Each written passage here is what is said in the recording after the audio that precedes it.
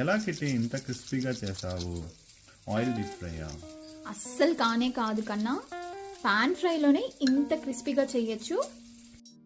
Hi అండి, ఇవాళ అయితే ఒక క్విక్ రెసిపీ మీ అందరితో షేర్ చేసుకుంటున్నాను. అండ్ ఇదైతే చాలా చాలా ఈజీ అండ్ సింపుల్గా ఇంట్లోనే హెల్దీ వేలో చేసుకోవచ్చు. చాలా మందికి ఏంటంటే ఇలా డీప్ ఫ్రైడ్ ఐటమ్స్ తినాలంటే బయట తింటేనే వచ్చేసి బాగుంటుంది, క్రిస్పీగా ఉంటుందని ఒక ఫీలింగ్ ఉంటుంది. అలా ఏమీ కాదు, నాకు కూడా ఒకప్పుడు అలాంటి ఇంప్రెషనే ఉండింది. సో ఇప్పుడైతే నేను అన్ని స్పైసెస్ యాడ్ చేసుకుంటున్నాను.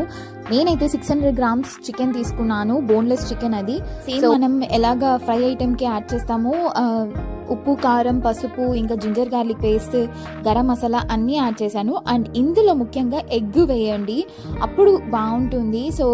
అన్నీ యాడ్ చేసి నేను ఒక 1 hour మ్యాగ్నేట్ చేసి పెట్టుకున్నాను. నార్మల్ ఫ్రిడ్జ్లో పెట్టేశాను. దాని తర్వాత 1 hour తర్వాత తీసేసి ఇప్పుడు ఇక్కడే అండి మెయిన్ స్టెప్. ఈ KFC చికెన్ కూడా ఇలానే చేస్తారు. జర్మనీలో ఈ పన్నీర్ మేల్ అని అమ్ముతారు. ఇది వచ్చేసి బ్రెడ్ క్రామ్స్ అనుకోండి, మీకు ఇండియాలో ఈజీగా దొరుకుతుంది. అండ్ ఇది యాడ్ చేసుకొని దీంతో వచ్చేసి ఉప్పు, కారం, ఇంకా పెప్పర్ పౌడర్ యాడ్ చేస్తున్నాను, నాకైతే స్పైసీగా కావాలని. సో యాడ్ చేసేసి ఈ 3 బాగా మిక్స్ చేసేసేయాలి. అండ్ ఇంకో బౌల్లో వచ్చేసి ఆల్ పర్పస్ ఫ్లోర్, అంటే మన అన్నిటికీ మైదా వేస్తారు కదా, అలానే వచ్చేసి ఇక్కడ ఆల్ పర్పస్ ఫ్లోర్ అమ్ముతారు. అండ్ అది ఒక 2 spoons తీసేసుకున్నాను. దీన్ని వచ్చేసి వాటర్లో మిక్స్ చేసేసుకోండి.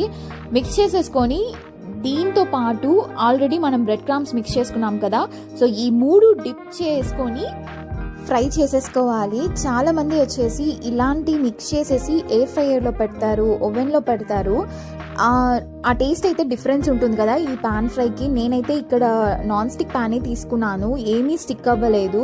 సో ఈ 3 డిప్ చేసేసుకొని మీడియం ఫ్లేమ్లో పెట్టేసుకొని ఒక 5 to 6 minutes వచ్చేసి 2 sides వచ్చేసి రోస్ట్ చేసేసుకుంటే చికెన్ అయితే బాయిల్ అయిపోతుందండి.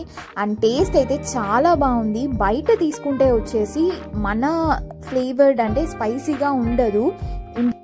సో మీరు ఇలా ట్రై చేయండి. నేనైతే దీన్ని ఇలా ప్లెయిన్గా తింటున్నాను. ఆ తర్వాత బ్రెడ్లో కూడా పెట్టుకొని తినచ్చు, బర్గర్ ప్యాటీలా కూడా తినచ్చు. సో మల్టీ వేలో యూస్ చేసుకుంటున్నాను. వీకెండ్స్లో చేసుకుంటే నెక్స్ట్ డే ఇది బ్రేక్ఫాస్ట్కి బాగా యూజ్ అవుతుంది.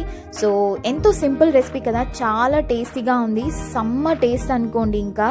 సో మీరు ట్రై చేసి ఎలా వచ్చిందో నాకు కమెంట్ చేయండి. ఇంకా ఇలాంటి useful and healthy cooking videos చూడాలంటే ఇప్పుడే నా ఛానల్ని సబ్స్క్రైబ్ చేసుకోండి. మళ్ళీ ఇంకో వీడియోలో కలుద్దాం. బాయ్ మరి.